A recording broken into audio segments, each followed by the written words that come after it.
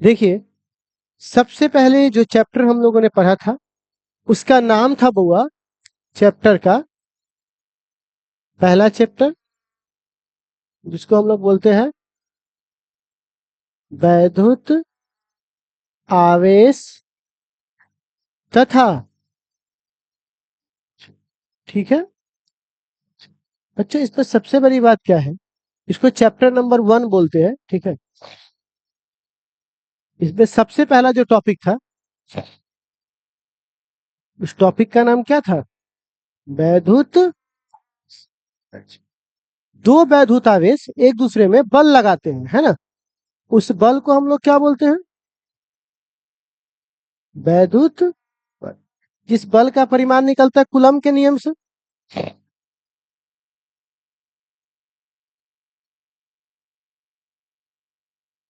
ठीक है। अच्छा, कूलम के नियम के बाद एक बात आता है कि दो आवेश आपस में बल लगाएगा, पर किस दूरी तक लगाएगा, कितना दूर तक बल वो लगा सकता है, इसके लिए आया था वैद्युत क्षेत्र। क्या आया था बउआ? तो वैद्युत क्षेत्र किसे कहते थे, आपको सब पढ़ा चुके हैं कल। इलेक्ट्रिक फील्ड जिसको कहते हैं, कोई भी आवेश जितना दूर तक बल लगा पाएगा उसे हम लोग उसकी दूरी को, उसके क्षेत्र को, उसके रेंज को क्या बोलेंगे? वैद्युत क्षेत्र। वैद्युत क्षेत्र का कल फॉर्मूला पढ़ाए थे, E बराबर F/Q, पढ़ाए थे। अच्छा, फिर हमने पढ़ाया था अगर बिंदु आवेश की बात कीजिए तो Q/R²। कल यहीं तक पढ़ा कर छोड़ दिए थे, बोलिए। कल की क्लास में यहीं तक पढ़ा के छोड़ दिए थे। अब एक बात बताओ, अभी तक ये वैद्युत क्षेत्र जो लिखा हुआ है इसमें कहीं भी दिशा है? नहीं है। और अब हम वैद्युत क्षेत्र का सदिश रूप लिखेंगे। कौन सा रूप? तो आज से हमारा, यहां से हमारा टॉपिक क्या हो रहा है बुआ, चालू हो रहा है। इससे पहले जो सब भी हम लोग पढ़े हैं कल की क्लास वाली कहानी एक बार हम रिपीट कर दिए, ठीक है। तो आज हम लोग पढ़ेंगे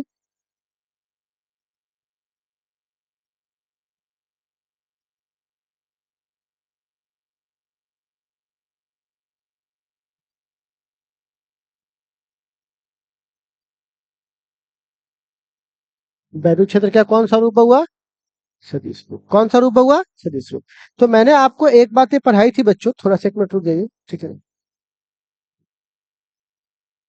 मैं आपको एक बातें पढ़ा दिया था, क्या पढ़ाया था कि E बराबर KQ/R²। इसमें कोई डाउट है आपको?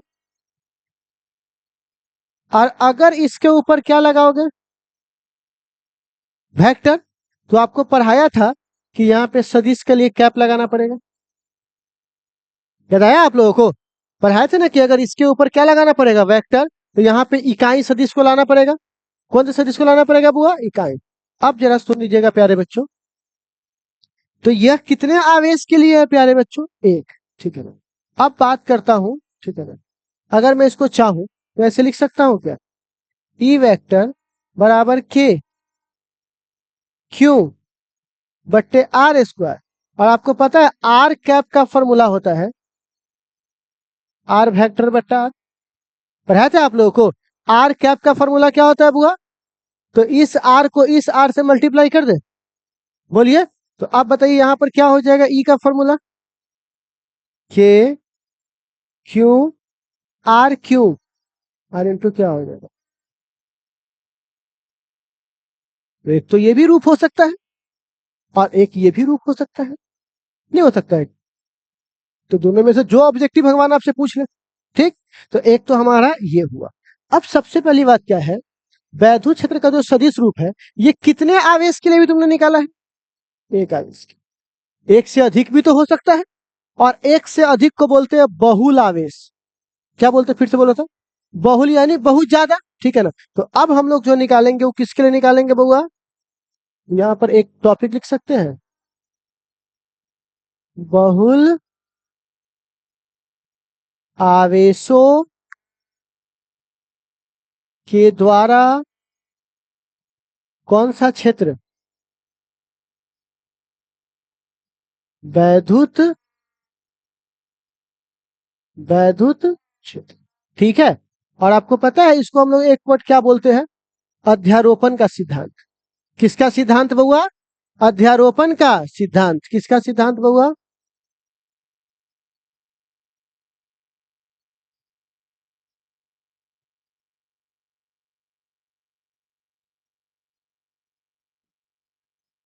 अध्यारोपण का सिद्धांत, ठीक है। इसको इंग्लिश में कहते हैं बउआ सुपर पोजिशन प्रिंसिपल। कौन सा प्रिंसिपल बउआ? सुपर पोजिशन प्रिंसिपल, ठीक है। ये हमारे पास बोर्ड एग्जाम में एक बार सिर्फ 2 नंबर का पूछा था, एक बार, कि अध्यारोपण का सिद्धांत वैद्युत क्षेत्र के लिए क्या है। ठीक, पहले मैं इसको समझा लेता हूं, बाद में परिभाषा पर आ जाऊंगा, ठीक है ना। पहले समझाता हूं। देखो बच्चे लोग, कितने आवेश है यहाँ पर? एक नहीं है, बहुल है। एक के लिए तो यहाँ लिखवाइए दिए है। कितने आवेश है?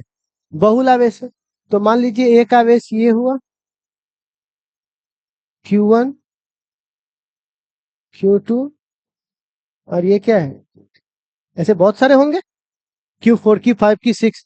अब इसके द्वारा किसी बिंदु पर निकालना है कि मान लो कि इस बिंदु पर वैद्युत क्षेत्र क्या होगा। मतलब ऐसा समझो, हमारे घर के ऊपर से 11,000 के तार जा रहा है, और एक वो बगल से भी हाई टेंशन तार जा रहा है, और उधर से भी हाई टेंशन तार जा रहा है। तो हम तीनों को मिला के जोड़ेंगे ना कि इस छत पर उस तीनों के द्वारा कितना क्षेत्र लग सकता है। तो छत क्या हुआ? हमारा बिंदु हुआ, और वो तार सब क्या हुआ? चार्ज हुआ। तो बताइए इस तीनों के द्वारा किस बिंदु पर? पी बिंदु पर। तो सबसे पहले एक बात बताइए, पहले तो एक्स वाई खींचना पड़ेगा, तो इसको एक्स लिख देते हैं, इसको वाई। ओरिजिन चाहिए कि नहीं चाहिए? तो आप बताइए कि प्लस चार्ज है, सब मान के चलो कौन सा चार्ज है? प्लस। तो ये प्लस इसको ऐसे धक्का देगा, मतलब पहला के द्वारा जो है उसे क्या बोलेंगे? E1। पहला के द्वारा E1, दूसरा के द्वारा E2, और तीसरा के द्वारा। तो अब बताइए इस एक बिंदु पर कितने क्षेत्र लग रहे हैं? कितने लग रहे हैं? 3। अब आप बताइए इस एक बिंदु पर कितने क्षेत्र लग रहे हैं? 3। आप बताइए तो टोटल कितना होगा? ई कुल कितना होगा? अरे भाई इतना तो बच्चा भी बता सकता है कि सर तीनों को जोड़ दीजिए। एक आदमी को 3 आदमी मिलकर पैसा दे रहा है, तो टोटल पैसा कितना होगा? बेसिक सा बात है भाई, ठीक है ना। तो इसी नियम को हम लोग कौन सा नियम कहते हैं बाबा? अध्यारोपण का सिद्धांत। समझ में आया? कोई दिक्कत? पहले परिभाषा भूल जाओ, पहले कॉन्सेप्ट समझो कि एक से अधिक चार्ज थे, सभी चार्ज के द्वारा किसी बिंदु पर क्या निकालना था बउआ हमको? तो सभी चार्ज के द्वारा लगाया गया वैद्युत क्षेत्र को अगर हम क्या करें, जोड़ दे, तो हमको किसका मान मिल जाएगा?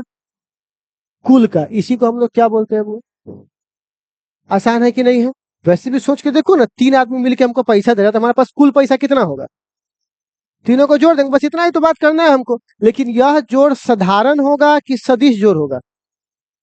सदिश जोड़ होगा। कौन सा जोड़ होगा? इसी बात को मैं यहाँ पे लिखवा सकता हूँ। पहले मैं अपने शब्द को हिंदी में बोल देता हूँ, फिर बाद में आप पहले सुन लो, बाद में लिखना। तो कहता है, दिए गए बहुलावेशों के द्वारा किसी बिंदु पर कुल वैद्युत क्षेत्र का मान बराबर होता है सभी आवेशों के द्वारा अलग अलग लगाए गए वैद्युत क्षेत्र के सदिश योग के। कौन से योग के? इसी नियम को हम क्या बोलते हैं? इतना बात आप लोगों से याद हो जाएगा।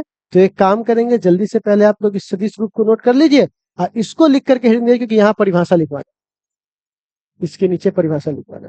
ठीक है, नोट कीजिए तो आप लोग।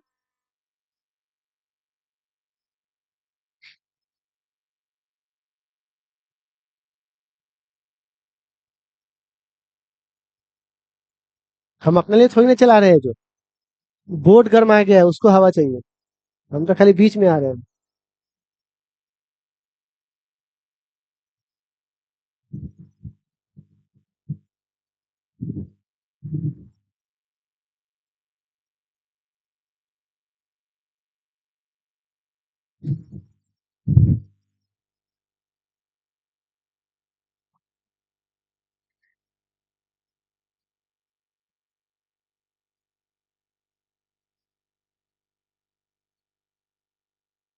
इस संडे को टेस्ट है।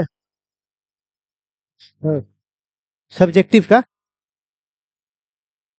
सब्जेक्टिव का टेस्ट दोगे ना, पूरा सब्जेक्टिव याद हो जाएगा धीरे धीरे, इतना बार लिखवा देंगे फिर। और जो गलती करते हो, अब इस बार भी तुम लोग गलती कहते कि नहीं कहते कॉपी में बताओ, तो अगली बार वाला में मत करना, ठीक है ना।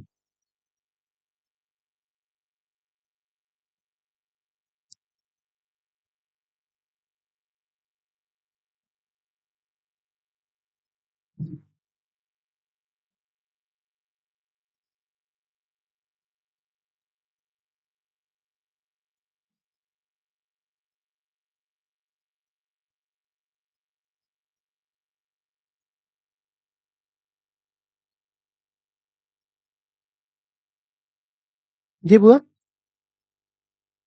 हाँ, परिभाषा लिखाएंगे ना, बोले रुकने के लिए। सब लिख रहा है। वो अध्यारोपण बल के लिए था, और ये किसके लिए है? फिर लिखाएगा, पता है किसके लिए? एक बार और लिखाएगा, विभव के लिए। ठीक है, 3-4 बार आता है ये। लिखो था हेडिंग।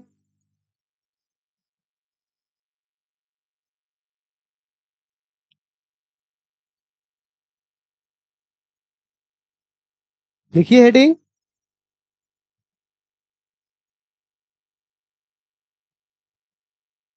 लिखिए परिभाषा, लिखिए।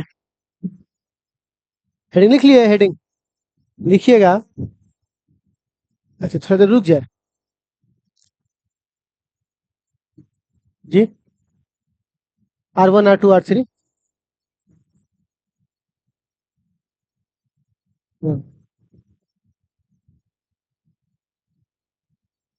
कल नहीं आया था? कल आया था तो ये तो बता, ये वाला, ये फॉर्मूला होता है इकाई सदिश का, पढ़ाए थे आप लोगों को, याद है ये वाला? आर वेक्टर बट्टा आर क्यू। किसी सदिश को उसी सदिश से काटने पर इकाई मिलता है, समझे? इसीलिए लिखवा दिए थे। ठीक है। अब हम तो आपको सारा लेक्चर ऑलरेडी यूट्यूब पे डाल चुके हैं। अगर आपको किसी लेक्चर में तकलीफ हुआ कि ये कहाँ है, यूट्यूब पे लेक्चर्स है, लेकिन वो कहता है कि से उसको हम नहीं आएंगे, वहीं से देख लेंगे, तो अगर तुम इसको असुविधा बनाओगे तो आज से बंद कर देंगे डालना फिर। ठीक है ना। सुविधा को असुविधा बनाओगे तो उसको बंद करने में कितना समय लगेगा, ठीक है ना। तो चलिए, तो इसीलिए ईमानदार बन के रहिए, ठीक है ना। चलो बच्चे लोग, इतना बात समझ में आ गया आप लोगों को? अब इसके बारे में लिखिए, तो दिए गए बहुल आवेशों के द्वारा,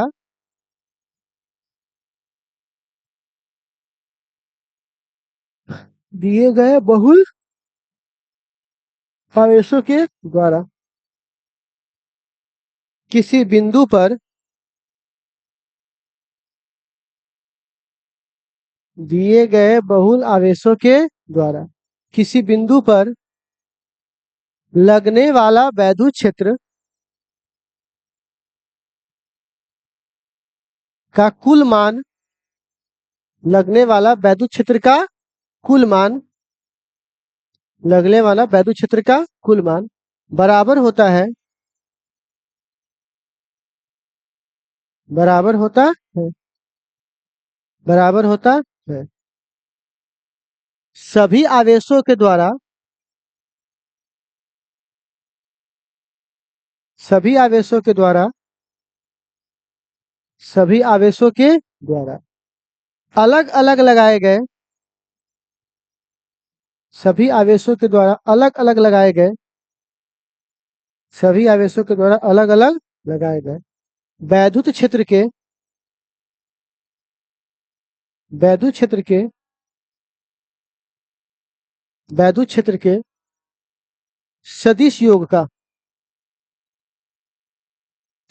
वैद्युत क्षेत्र के कौन से योग का? सदिश योग का, सदिश योग का, बस सदिश योग का। फुल स्टॉप देके लिखिएगा इस नियम को, इस नियम को सदिश योग का लिख लिए है। उसके बाद लिखिएगा इस नियम को अध्यारोपण का सिद्धांत कहते हैं। पूरा पानी मिलेगा, मुंह सूख गया बोलते बोलते। इस नियम को क्या बोलते हैं बुआ? अध्यारोपण का सिद्धांत कहते हैं। करेजा दर्द करता है, करेजा बोलते बोलते। तब 2 रुपया कमाते हैं, बताइए। ठीक है। अब प्यारे बच्चे इसको नोट कीजिए जल्दी से आप लोग।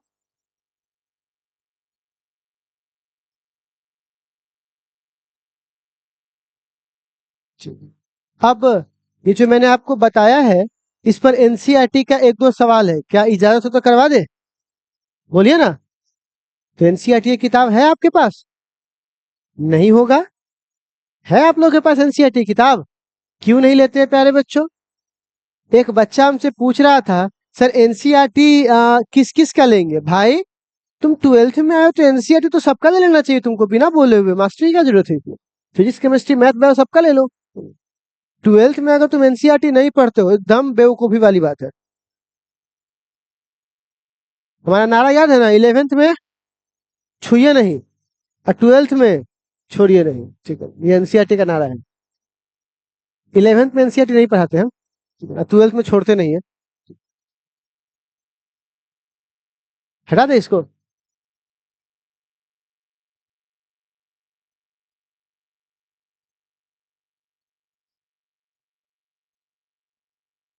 आज देखिए 12th में बैठने तक का जगह नहीं था। ठीक है। एक विश्वास कमाए हुए हैं, ठीक है, लोगों से कि गली में भी सब पहुंच जाता है, क्योंकि पता है कि क्या करके दे रहे हैं और क्या करके देंगे। ठीक है। और सबसे बड़ी बात यह है कि कोई लोड नहीं है आपको पढ़ाई का, सिंपली चलिए आराम से, simple is a best way. ठीक है। अच्छा, एनसीईआरटी के क्वेश्चन हो सकता है कि आप में ना हो, क्योंकि बहुत सारे क्वेश्चन को हटा दिया गया है। ठीक है ना, तो मैं यहाँ पे क्वेश्चन दिखाता हूँ, आप लोग उसको जगह छोड़ लेंगे। हटा दो इसको।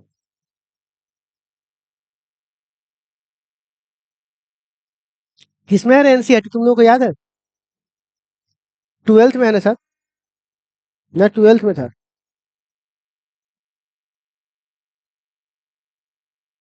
नहीं है? यह है ना।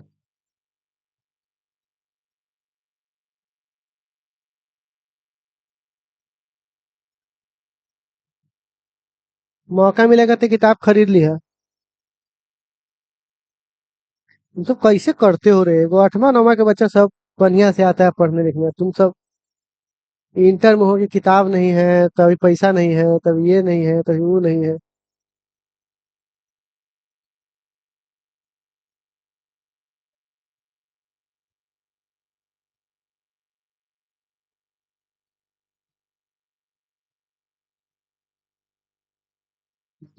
आने कर ली, कितना लोड लेगा तो।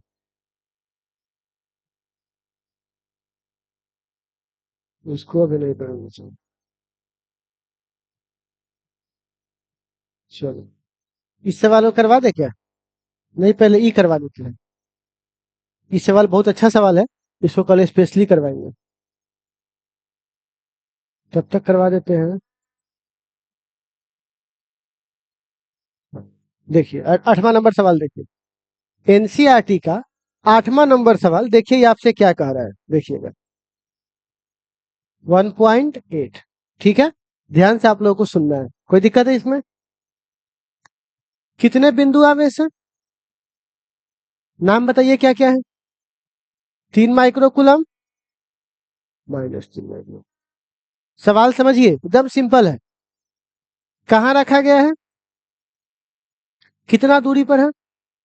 तो थोड़ा ऐसा पिक्चर सजा दे पहले हम लोग। चलिए, क्या सवाल है? 1.8। एक्सरसाइज का क्वेश्चन है। 1.8 कह रहा है, एक है 3 माइक्रो कूलम और एक कौन है? ठीक। बीच का दूरी बोलो। तो क्या यहाँ पे लिख सकते हैं?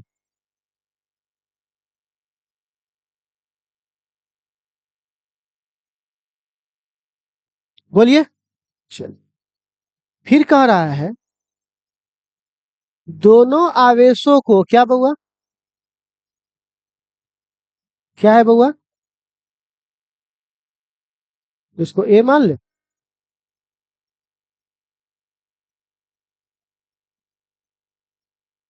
ए बी रेखा। पढ़ तो। क्या पूछ रहा है?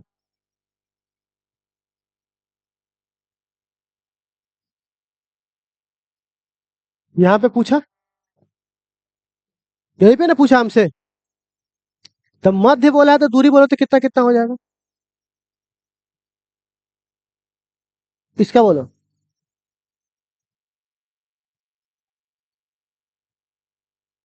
कोई दिक्कत?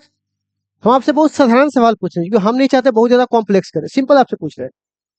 आपको वैद्युत क्षेत्र का फॉर्मूला याद है ना, अभी पढ़ाए थे आपको, ई बराबर के क्यू अब बट्टे आर स्क्वायर। बोलिए यही था कि नहीं था? हमको आराम से बताओ, यही था कि नहीं था?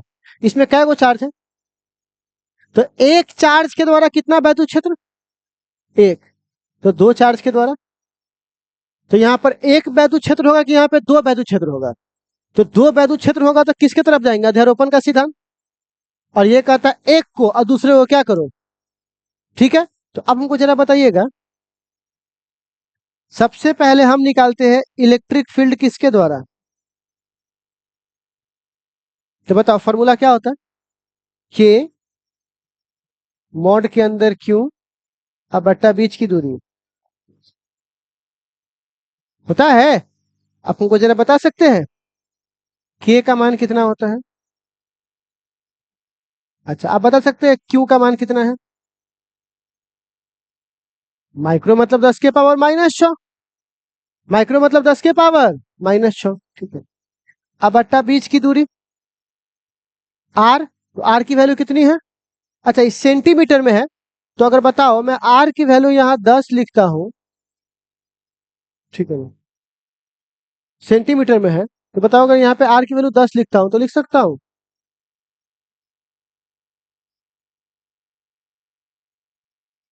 बोलिए, किसी को डाउट है इसमें? नहीं। तो ये काट दूंगा तो ये कितना हो जाएगा बुआ?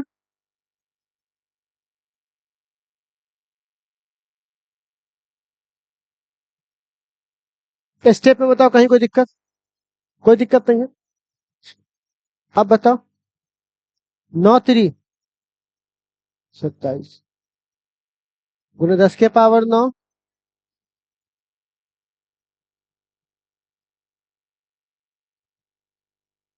दू ना हो जाएगा तू? अब ये ऊपर चल जाएगा, अपने माने ऊपर जा रहा है, हम नहीं भेज रहे हैं। भाग के भाग में इसलिए कहाँ जा रहा है? ऊपर। तब बताओ ये कितना हो जाएगा? ई ए बराबर ये कितना हो जाएगा? 27 गुने 10 के पावर 9, 10 के पावर -6 और 10 के पावर+2।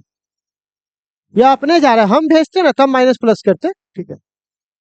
27, 9 और 2 11 में से 6 गया, न्यूटन पर कूलम मात्रक होता है, ठीक। अब बताओ हमने किसका मान निकाला अभी तक? किसका? अच्छा ईबी का निकाल दे, ईबी का बताओ, ईबी का फॉर्मूला क्या होता है? के।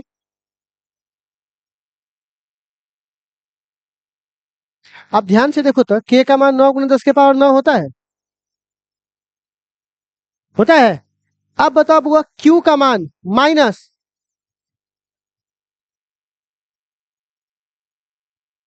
और दूरी भी तो वही है। आपको नहीं लग रहा है कि ये माइनस को मॉड खा जाएगा? और अगर एक बार माइनस को मॉड खाएगा तो बिल्कुल ये इसी की तरह दिखाई दे रहा है। तो ईए और ईबी दोनों का वैल्यू बराबर आया कि नहीं आएगा, सो बताइए, आया कि नहीं आएगा? तो जो ईए का मान आया वही किसका मान आएगा बुआ?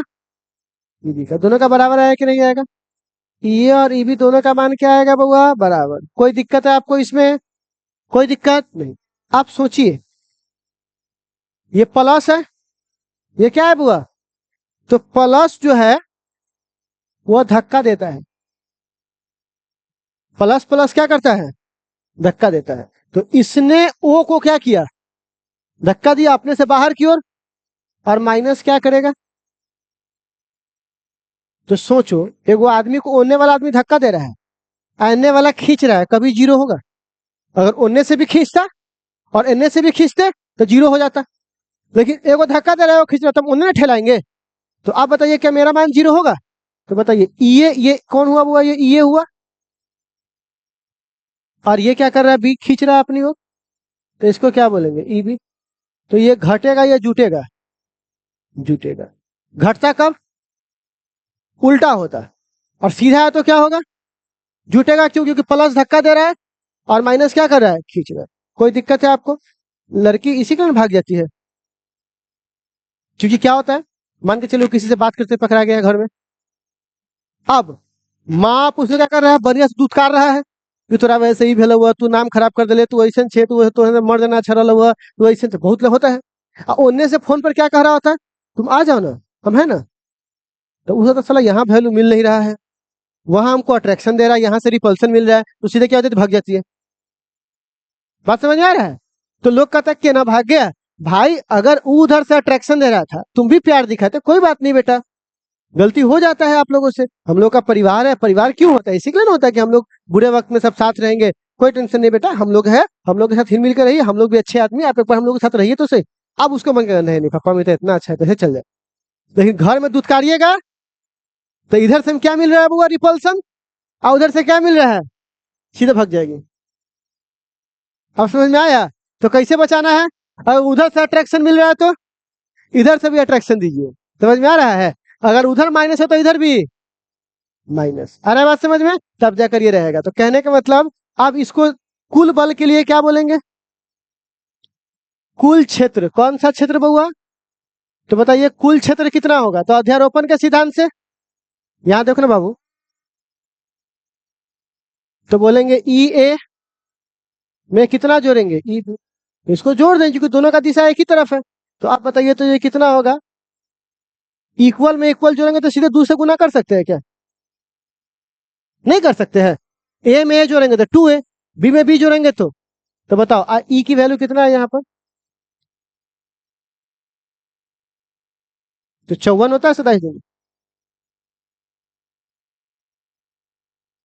देखो एनसीईआरटी के बुक में देखो तो पीछे आंसर दिया होता है, इतना आंसर है, देखो तो आपको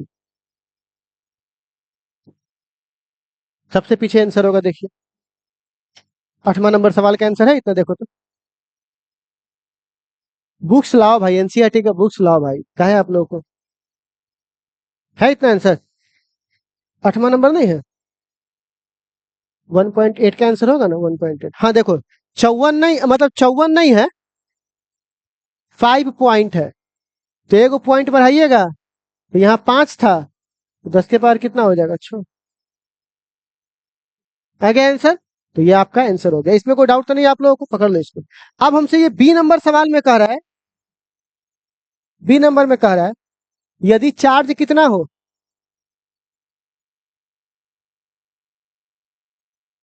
तो इस आवेश को रखेंगे तो क्या निकाल के दिखाइए बुआ? क्या निकाल के दिखाइए? अब बताइए प्यारे बच्चों, बी नंबर में ई बराबर क्या फॉर्मूला होता है? तो बताइए एफ बराबर क्या फॉर्मूला होगा? क्यू का मान बोलिए तो, दिया हुआ था क्वेश्चन में। 1.5 गुना 10 के पावर 9। हाँ, और ई का मान बोलिए तो कितना निकाले आप बताइए, मल्टीप्लाई कर सकते हैं आप इसको? किसको किससे? गुने 10 के पावर 9 में से 6 गया तो माइनस ना, 6 में से 9 गया तो कितना बचेगा? 3, क्योंकि बेस से में तो पावर जुटेगा ना। तो हमारा आ गया ये बी का आंसर। बताइए भारी है क्या? सिंपल आप यूज कर सकते हो। तो ये एनसीईआरटी का एक सवाल है। देख भाई, अब तुम लोग हमसे कहेगा बाप रे न्यूमेरिकल सब भी है, खाली बोर्ड के लिए पढ़ाना है तो बोल ना 5 को डिफरेंस दे देते हैं। क्या देते हैं? सीधे बोलेंगे बैरू क्षेत्र क्या है, बैरू क्षेत्र क्या है, बैरू क्षेत्र क्या है, अगला डाइपोल चालू, हो गया। क्या जरूरत है इसको पढ़ने का? लेकिन मेन बैच है ना, पहले तू एक बार हम पे भरोसा करके एक बार पहले तू सारा पढ़ ले, और चैप्टर में खत्म हो जाएगा ना, तो 10 को 2 नंबरी और 2 को 5 नंबरी इसी चैप्टर का मुंह पे याद करवा लेंगे, यहीं पे बैठा करवा लेंगे। तो तू बोर्ड की चिंता मत कर, तू खाली नॉलेज हासिल कर, ये सब हम अच्छे से पढ़ लेते हैं, ठीक है। और अगर समझने में दिक्कत हो गया, अगर दूसरा उपाय क्या है इसका, हम वीडियो भी डाल दे रहे हैं, अगर बनाते हुए कोई दिक्कत हो जाएगा तो वीडियो में सब जैसे पढ़ा है सब रिकॉर्ड हो रहा है ना इसमें, तुम वहां पे बैठ के देख लेना कि हाँ यहाँ पे कहाँ रुक गए थे, यहाँ पे कैसे किए, सब रिपीट हो जाएगा। तो ये भी नहीं टेंशन है कि अगर भूल गए तो क्या होगा, वहां पर ऑप्शन है हमारे पास, ठीक है ना। तो कल आपको पता इसको समझने में कोई दिक्कत नहीं हुआ? समझने में कोई दिक्कत है, नया नया चीज है ना, इसीलिए थोड़ा एक्सेप्ट करने में दिमाग थोड़ा लगता है इसमें, ठीक है ना। कुछ दिन बाद फिर नॉर्मल हो जाएगा, ठीक है। तो आप लोग इसको नोट कर लीजिए प्यारे बच्चों, सवाल के लिए जगह छोड़कर, ठीक है। 8वां नंबर सवाल के लिए देख लीजिए, 5-6 लाइन छोड़ लीजिए, और एनसीईआरटी का सवाल है, उसके बाद इसको कर लीजिए। आप लोग के पास